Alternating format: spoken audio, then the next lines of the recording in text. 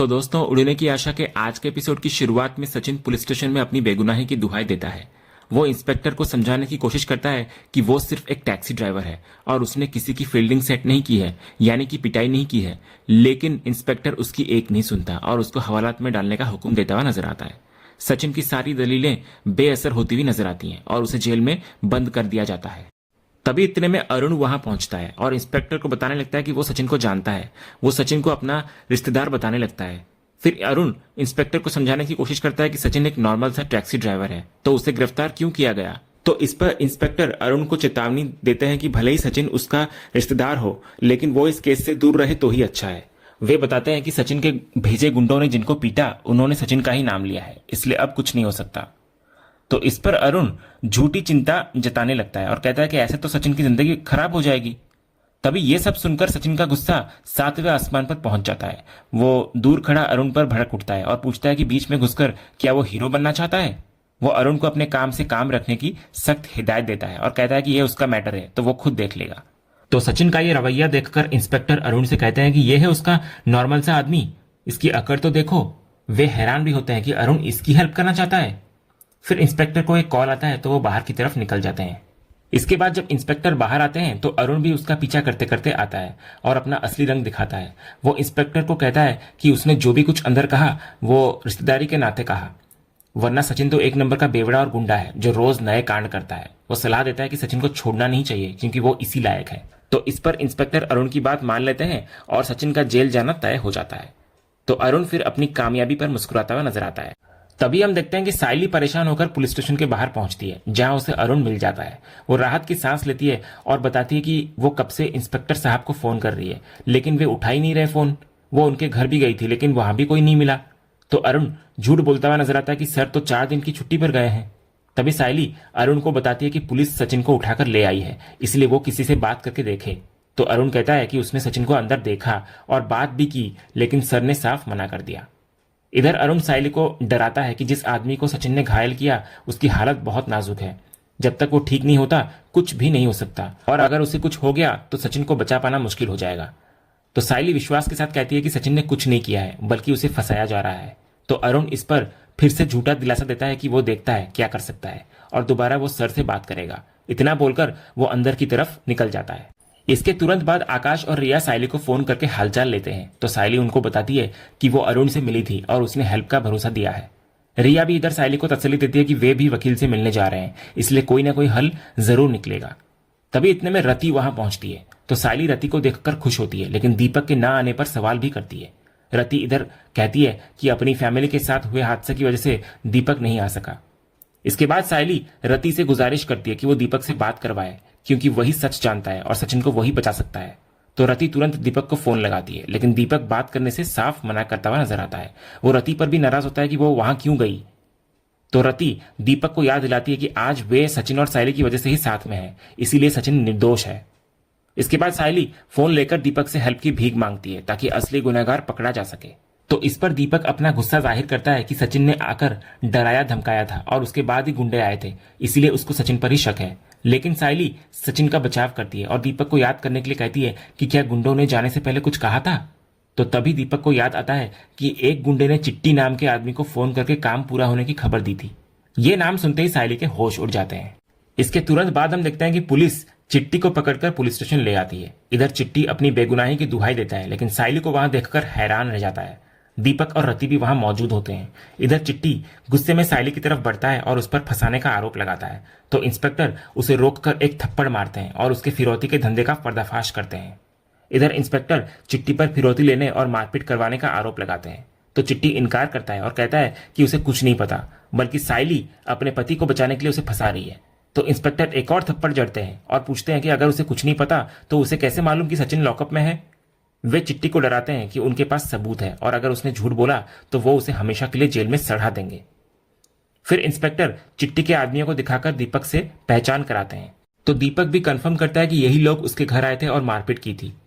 लेकिन चिट्टी फिर भी मुकर जाता है और कहता है कि उसका इससे कोई लेना देना नहीं। लेकिन इंस्पेक्टर उसको बताते हैं कि दीपक उसी परिवार का लड़का है जिस पर हमला हुआ था। इधर दीपक खुलासा करता है कि जाते वक्त एक आदमी ने चिट्टी भाव को फोन करके काम होने की खबर दी थी। इसके बाद पुलिस इंस्पेक्टर चिट्टी का कॉलर पकड़ लेते हैं और सख्ती से कहते हैं कि उसके आदमियों ने जो किया उसकी वजह से एक आदमी की जान जाते जाते बची। वे उसको चेतावनी देते हैं कि अगर उसने खुद कुछ नहीं बताया तो पुलिस के पास सच निकलवाने के अपने तरीके हैं। तो पुलिस की मार और सजा के डर से चिट्टी टूट जाता है। वो अपना गुनाह कबूल करता हुआ नजर आता है और कहता है, हाँ मैंने ही अपने आदमियों को भेजा था उस लड़के के घर। मेरे ही कहने पर ये लोग वहां हाथ उठाकर मारपीट करके आए थे। इसके बाद इंस्पेक्टर के दबाव में चिट्टी एक चौंकाने वाला खुलासा भी करता है। वो बताने लगता है कि उसने यह हमला अपनी मर्जी से नहीं बल्कि किसी और के कहने पर किया था। जब इंस्पेक्टर सख्ती से पूछते हैं तो चिट्टी रोशनी का नाम ले लेता है। ये सुनकर सचिन और साइली दोनों हैरान रह जाते हैं। इधर साइली चिट्टी पर झूठ बोलने का आरोप लगाती है और कहती है कि वो उनके परिवार को फंसा रहा है, लेकिन चिट्टी साफ कहता है कि रोशनी ने ही उसे दीपक के परिवार को डराने के लिए कहा था, क्योंकि वे पैसों का दबाव बना रहे थे। इसके बाद चिट्टी का आदमी बताने लगता है कि उन्होंने सचिन का नाम इसलिए लिया क्योंकि वो पहले से वहां झगड़ा कर रहा था और वे खुद बचना चाहते थे, इसीलिए उन्होंने सचिन का नाम डाल दिया। तो सच सामने आने पर इंस्पेक्टर सचिन को रिहा करने और चिट्टी के गैंग को अंदर डालने का हुक्म देते हैं। फिर सचिन बाहर आते ही चिट्टी को चेतावनी देता हुआ नजर आता है कि उसका हिसाब अभी बाकी है और वो शुक्र मनाया कि वो अंदर है। एक बार वो बाहर आ जाए वो उसका हिसाब करेगा। इसके बाद थाने से बाहर आते हुए सचिन हैरान होता है कि रोशनी ऐसा कैसे कर सकती है। उसे विश्वास नहीं होता कि घर की बहू इतनी बड़ी साजिश रच सकती है। तो साइली सचिन को शांत करती है और घर चलने को कहती है, क्योंकि अब एक नया तमाशा उनका इंतजार कर रहा है। अगले सीन में रात का समय होता है और घर के बाहर होलिका दहन की तैयारी जोरों शोरों से हो रही होती है। रोशनी इधर बेहद परेशान होती है और एक कोने में खड़ी होकर खुद से बात कर रही होती है। उसे चिंता होती है कि चिट्टी के इतने सारे मिस्ड कॉल क्यों आए और अब वो फोन क्यों नहीं उठा रहा। रोशनी भगवान से प्रार्थना करती है कि कोई नई मुसीबत ना आए। तभी तेजस जो काम कर रहा होता है रोशनी के पास आता है और शिकायत करता है कि उसकी कमर में दर्द है और वो अकेला काम कर रहा है जबकि रोशनी फोन पर लगी हुई है। तो रोशनी इधर झूठ बोलती है कि वो एक जरूरी क्लाइंट का फोन था। तभी इतने में रेणुका वहां आ जाती है और रोशनी को फटकार लगाती है। वो पूछती है कि तैयारी पूरी हुई या नहीं। रेणुका रोशनी को ताना मारती है कि उसने तैयारी इसी साल करने को कहा था, अगले साल के लिए नहीं। वो रोशनी को जल्दी हाथ चलाने का आदेश देती है ताकि मुहूर्त ना निकल जाए। तभी इतने में आजी गुस्से में बाहर आती है और रेणुका पर बरस पड़ती है। वे पूछती हैं कि वो कैसी माँ है जिसका बेटा पुलिस थाने में है और उसको शर्म नहीं आ रही जो सच धज कर त्योहार मना रही है। आजी रेणुका को याद दिलाती है कि कम से कम लोग क्या कहेंगे ये तो सोच लेती। तो इस पर रेणुका बड़ी ही बेरुखी से जवाब देती है कि लोगों को अब आदत पड़ गई है। मोहल्ले वाले जानते हैं कि सचिन कुछ ना कुछ करेगा और पुलिस उसको पकड़कर ले जाएगी। वो मजाक उड़ाते हुए कहती है कि अब तो लोगों को भी लगने लगा है कि सचिन का दूसरा घर पुलिस स्टेशन है। फिर रेणुका आजी को साफ करती हुई नजर आती है कि त्योहार के दिन वो किसी के बुरे कर्मों की वजह से घर में शोक नहीं मनाएगी। वो कहती है कि वो सचिन को अपना बेटा नहीं मानती और अब और शर्मिंदगी नहीं झेल सकती। रेणुका चाहती है कि वो अपने बाकी बच्चों के लिए प्रार्थना करे और उम्मीद करती है कि आज होलिका दहन के साथ सचिन की बुराई का भी अंत हो जाए। तभी इतने में आकाश और रिया भी आ जाते हैं तो रेणुका भी उनको तैयार होने को कहती है। इसके बाद तेजस जैसे ही होलिका में आग लगाने वाला होता है तभी एक जोरदार धमाका होता है और आग जोर से फैलने लगता है।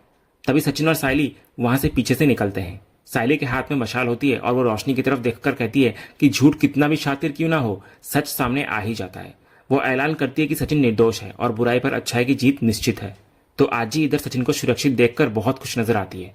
इसके बाद सचिन और साइली दोनों अंदर आते हैं और आजी का आशीर्वाद लेते हैं। इधर आजी प्यार से सचिन को गले लगाती है। तभी अचानक साइली रोशनी के पास जाती है और उसे जोरदार थप्पड़ मार देती है। ये देखकर घर वाले हैरान रह जाते हैं। इधर रोशनी भी गुस्से में साइली से सवाल करती है कि उसकी हिम्मत कैसे हुई उस पर हाथ उठाने की, लेकिन साइली उसे घर का भेदी लंका ढाए वाली कहावत याद दिलाती है। इधर तेजस भी रोशनी का पक्ष लेता है, लेकिन साइली साफ कर देती है कि अगर रोशनी परिवार का हिस्सा ना होती तो वो और भी बुरा करती उसके साथ।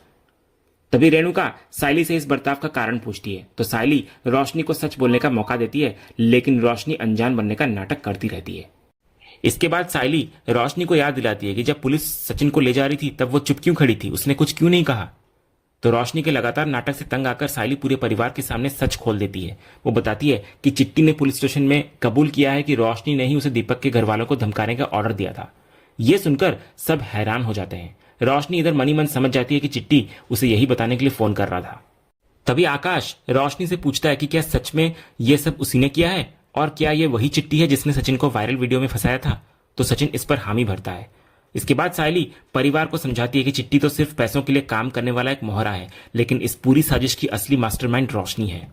इसके बाद साइली बताने लगती है कि रोशनी के कहने पर ही चिट्टी ने दीपक के परिवार वालों पर हमला किया था और उसी की वजह से सचिन को जेल जाना पड़ा, क्योंकि इल्जाम सचिन पर डाल दिया गया था।